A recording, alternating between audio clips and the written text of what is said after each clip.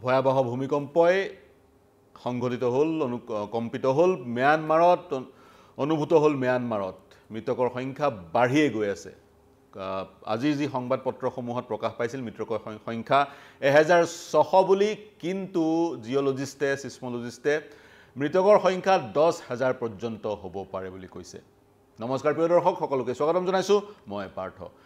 প্ৰিয় দৰ্শক আমি ম্যানমাৰ আৰু বেংককৰ থাইলেণ্ডৰ ভূমিকম্পৰ সবিশেষ আপোনালোকক জনাই আহিছিলো আৰু অসমত এনে ধৰণৰ ভূমিকম্প সংঘটিত হলে কি হ'ব পাৰে সেই সন্দৰ্ভতো বিশ্লেষণ আগবঢ়াই আহিছিলো নতুন এক তথ্য আমাৰ হাতত পৰিছে এগৰাকী ভূতত্ত্ববিদ গৰাকীৰ নাম জেছ ফিনিক্স এই ভূতত্ত্ববিদ গৰাকীয়ে কৈছে যিমান শক্তি নিৰ্গত হ'ল ভূমিকম্পটোৰ ফলত ম্যানমাৰৰ সেই ভূমিকম্পৰ ফলত যিমান শক্তি নিৰ্গত হ'ল ভূপৃষ্ঠৰ পৰা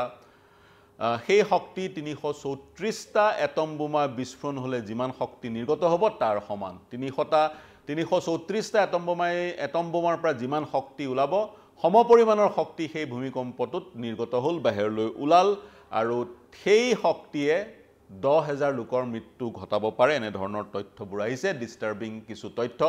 বিশ্লেষণ আগবঢ়োৱাৰ প্ৰয়াস কৰিম এটা এটম বোম যেতিয়া বিস্ফোৰণ হয় তেতিয়া প্ৰায় 15 কিলোটন টিএনটিৰ সমান শক্তি প্ৰডিউস হয় 15 কিলোটন টিএনটি বিস্ফোৰণ হলে যিমান শক্তি উৎপন্ন হ'ব সমপৰিমাণৰ শক্তি এটা এটম বোমাৰ বিস্ফোৰণৰ ফলত হয় প্ৰায় এমাউন্টটো যদি ক'বলৈ যোৱা যায় প্ৰায় 65 গিগাজুলছ শক্তি উৎপন্ন হয় সেই শক্তিয়ে মানৱ জাতিৰ বহুলাংশে ক্ষতি কৰিবলৈ পৰ্যাপ্ত আৰু ইয়াত জেছ ফিনিক্স নামৰ সেই জিঅলজিষ্ট গৰাকীয়ে কৈছে ম্যানমাৰত 334টা এটম বোমৰ সমান শক্তি নিৰ্গত হৈছে আৰু ইউনাইটেড ষ্টেটছ জিঅলজিকেল সাৰ্ভে কৈছে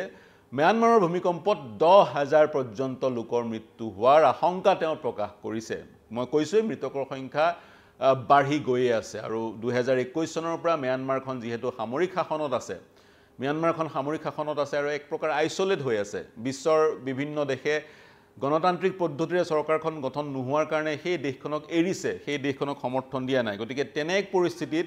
উদ্ধাৰ কাৰ্যটো কিছু বাধাৰ সৃষ্টি হৈছে তৎসত্ত্বেও কিন্তু ভাৰত ৰাছিয়া বা চাইনাই তৎকালীনভাৱে উদ্ধাৰ অভিযানৰ কাৰণে সামগ্ৰী ইত্যাদি প্ৰেৰণ কৰিছে আৰু উদ্ধাৰ অভিযানৰ কাৰণে মানৱো প্ৰেৰণ কৰিছে এই কেইখন দেশে গতিকে তৎপৰতাৰে উদ্ধাৰ অভিযান চলি আছে কিছু ভিজুৱেলছ আপোনালোকক দেখুৱাম বিশ্লেষণটো আগবঢ়াই গৈ থাকোতে এইবোৰ ভিজুৱেলছ ম্যানমাৰ আৰু থাইলেণ্ডৰ ভিজুৱেলসমূহত দেখা পোৱা গৈছে উদ্ধাৰ অভিযান চলি আছে এই ধ্বংসস্তূপৰ মাজত বহু লোক এতিয়াও আবদ্ধ হৈ থকাৰ আশংকা প্ৰকাশ কৰা হৈছে কাৰণ বহু লোক এতিয়াও মিছিং তেওঁলোকৰ অৱস্থিতি গম পোৱা হোৱা নাই গতিকে উদ্ধাৰ অভিযান চলি আছে মৃতকৰ সংখ্যা বৃদ্ধি হ'ব পাৰে আন এগৰাকী ভূতত্ত্ববিদে কৈছে পৃথিৱীখনক চুৰি এখনেৰে কাটি দিলে যি ধৰণৰে হ'ব সেই ধৰণৰে পৰিলক্ষিত হৈছিল গোটেই ভূমিকম্পটো 7.7 ৰিক্টাৰ স্কেলৰ এই ভূমিকম্পটো আৰম্ভণতে কৈছোৱে ৰাতিপুৱাৰ সংবাদপত্ৰসমূহত মৃতকৰ সংখ্যা দিয়া হৈছিল 1600 কিন্তু মৃতকৰ সংখ্যা প্ৰতিটো মুহূৰ্তত বাঢ়ি গৈ আছে আমি যদি ম্যানমাৰৰ কথা কওঁ কাৰণ ভূখণ্ড এপিচেণ্টাৰ ভূমিকম্পৰ যি অভিকেন্দ্ৰ সেই অভিকেন্দ্ৰ মধ্য ম্যানমাৰৰ সাগাইন নামৰ সেই অঞ্চলটো আৰু সাগাইন নামৰ সেই অঞ্চলটোত ভূমিকম্প হৈয়ে থাকে 1934 চনৰ পৰা 1956 চনলৈ সেই অঞ্চলটোত 7 ৰিক্টাৰ স্কেলৰ প্ৰায় 6টা ভূমিকম্প হৈছিল আৰু এই যি ভূমিকম্প 28 মাৰ্চৰ এই যি ভূমিকম্প যোৱা শুক্ৰবাৰৰ এই ভূমিকম্পত 2900টা ঘৰ ভাঙি গ'ল 30টা ৰাস্তা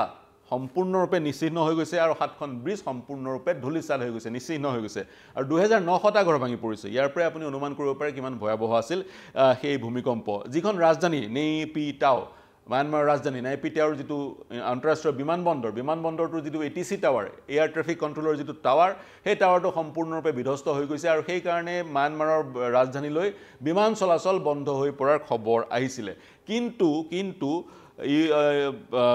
ইউএছজিএছে ইউনাইটেড ষ্টেটছ জিঅলজিকেল সাৰ্ভে জনোৱা মতে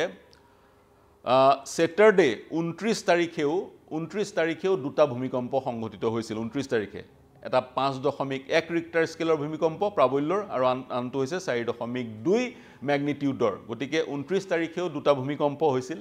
আৰু আফটাৰ শক যিকিটা আফটাৰ শক আমি পৰিলক্ষিত কৰিছিলো বিশেষকৈ ম্যানমাৰত মন কৰিব ডাঙৰ যেতিয়া ভূমিকম্প হয় ডাঙৰ ভূমিকম্পৰ পিছত সৰু বৰ বহুকেইটা ভূমিকম্প পৰিলক্ষিত হয় বা আহে যিবোৰক ইংৰাজীত আফটাৰ শ্বক বুলি কোৱা হয় যেটো মূল প্ৰথম ভূমিকম্পটো আহিছিলে দুপৰীয়া ফেব্ৰুৱাৰীত ক্ষমা কৰিব যোৱা শুক্ৰবাৰে মাৰ্চৰ 28 তাৰিখে সেই ভূমিকম্পটোৰ প্ৰাবল্য আছিল 7.7 আৰু যিবোৰ আফটাৰ শ্বক আহিছিলে তাৰে সবাতোকৈ বৃহৎ আফটাৰ শ্বকটো আছিলে 6.7 প্ৰাবল্যৰ আৰু ইউনাইটেড ষ্টেটছ জিঅলজিকেল সাৰ্ভে জনোৱা মতে ভূমিকম্প প্ৰথমটো আহাৰ 8 ঘণ্টাৰ ভিতৰত 15টা আফটাৰ শ্বক আহিছে গতিকে আফটাৰ শ্বকবোৰ ভয়ানক আৰু সেই কাৰণে म्यांमाৰ লোকসকল বিশেষকৈ মাণ্ডালে চহৰখন म्यांमाৰ দ্বিতীয় বৃহৎ চহৰ আৰু অভিকেন্দ্ৰৰ একেবাৰে সমীপত মাণ্ডালে চহৰখনত আজিৰ তাৰিখতো তৃতীয় দিনাও মানুহবোৰ ঘৰৰ ভিতৰত প্ৰৱেশ কৰা নাই তেওঁলোকে নিখাও ৰাস্তাত কটাইছে কাৰণ এটা ভয় সোমাই গৈছে ভীতিগ্ৰস্ত হৈছে তেওঁলোক আজিৰ দিনটো কিছু সময়ৰ আগতে म्यांमाৰত আন এটা ভূমিকম্প আহিছিল যেটোক আফটাৰ শ্বক বুলিয়ে ক'ব পৰা যায় আজি তৃতীয় দিনটোতো म्यांमाৰত ভূমিকম্প আহা পৰিলক্ষিত হৈছে বিশেষকৈ থাইলেণ্ডত বা বেংককত ভূমিকম্প সচৰাচৰ হৈ নাথাকে কিন্তু म्यांमाৰৰ সেই সাগাইন অঞ্চলত ভূমিকম্প হয় সাগাইন অঞ্চল দিয়ে সেই যেটো সেই ফল্টটো পাৰ হৈ গৈছে প্ৰায় 1200 কিলোমিটাৰ আৰু সেই ফল্ট লাইনটোৱে ইণ্ডিয়া প্লেটখন আৰু যিখন প্লেট সুন্দা প্লেট সেই প্লেটখনক পৃথক কৰিছে সেই ফল্ট লাইনটোৱে আৰু বেংককৰ সমীপত ৰাপচাৰ হোৱাৰ কাৰণে সেই ফল্ট লাইনডাল বেংককত ভূমিকম্পৰ তীব্ৰ অনুভূতি বা কম্পন অনুভূত হৈছে আৰু বেংককতো 17 জন লোক মৃত্যু হোৱাৰ খবৰ আহি পৰিছে কিন্তু মৃতকৰ সংখ্যা বঢ়াৰ পূৰ্ণ সম্ভাৱনা আছে বুলি এই কাৰণে কৈছো কাৰণ এতিয়াও বহু লোক মিসিং হৈ আছে আৰু বহু লোকৰ যি উদ্ধাৰ অভিযান সেই উদ্ধাৰ অভিযান এতিয়াও চলি আছে ভিডিও কিছুমানো আপোনালোকক আমি দেখুৱালো গতিকে পুনৰ কৈছো যি এক নতুন তথ্য আহি পৰিছে আজিৰ দিনটোত 7.7 ৰিক্টাৰ স্কেলৰ এক ভূমিকম্প তাৰ পিছত 10 ঘণ্টাৰ ভিতৰত 15টা আফটাৰ শ্বক আৰু তৃতীয় দিনাখনো এটা আফটাৰ শ্বক আজি কিছু সময়ৰ আগতে তাৰ পৰাই উপলব্ধি কৰিব পাৰি কিমান ভয়ানক হ'ব পাৰে ভূমিকম্প একোটা মানৱ গোটক সৰ্বকালৰ কাৰণে নিশ্চিহ্ন কৰি দিব পাৰে সেই ভূমিকম্পই আৰু ইউনাইটেড ষ্টেটছ জিঅলজিকেল সাৰ্ভে আশংকা প্ৰকাশ কৰিছে म्यांमाৰত এই ভূমিকম্পই 10,000 লোকক নিঃশেষ কৰি দিব পাৰে আৰু যি ক্ষয়ক্ষতি সেই ক্ষয়ক্ষতিৰ যি পৰিমাণ সেই পৰিমাণ म्यांमाৰৰ যি গ্ৰছ ডমেষ্টিক প্ৰডাক্ট জিডিপিতকেও অধিক হোৱাৰ সম্ভাৱনা আছে গতিকে म्यांमाৰখন বা মাণ্ডালেখন বা যি অঞ্চলত ভূমিকম্প অনুভূত হল সেইবোৰ পুনৰ গঠন কৰিবলৈ পুনৰ নিৰ্মাণ কৰিবলৈ म्यांमाৰক কোটি কোটি টকাৰ প্ৰয়োজন হ'ব গতিকে সেই কোটি টকা বিদেশী সাহায্য তেওঁলোকে ল'ব লাগিব আৰু যিসমূহ প্ৰ ডেমক্ৰেসি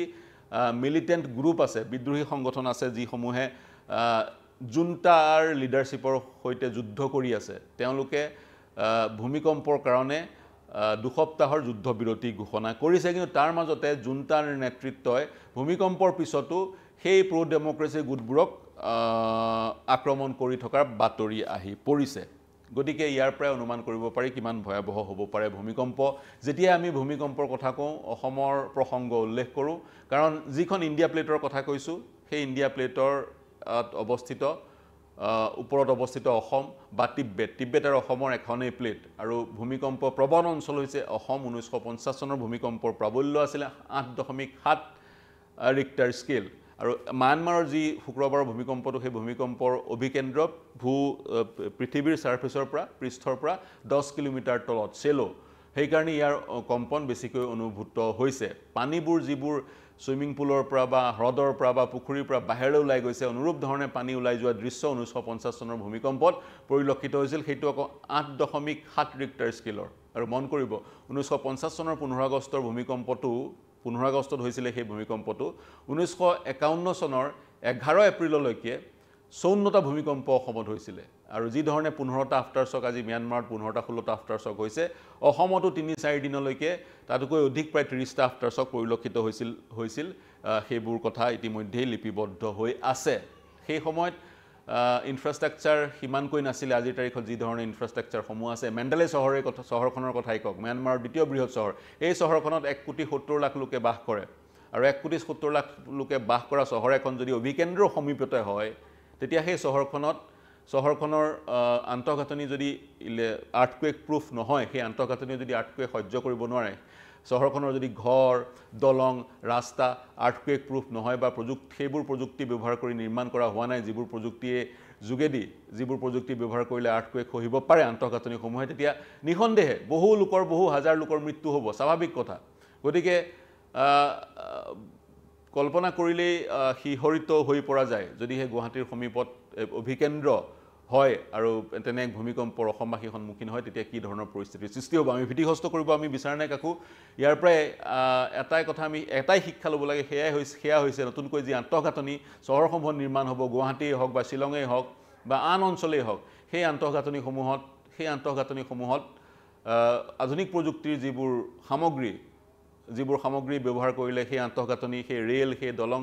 সেই ব্ৰিজ বা সেই ঘৰ ভূমিকম্প প্ৰুফ হয় আৰ্থকুৱেক প্ৰুফ হয় তেনেধৰণৰ আন্তঃগাঁথনিহে আমি নিৰ্মাণ কৰিব লাগে 1897 চনত অসমত যিটো ভূমিকম্প হৈছিল সেই ভূমিকম্পটোত অসমৰ প্ৰায় 100% ঘৰ ভাঙি গৈছিল বুলি বিভিন্নজনে ক'ব খোজে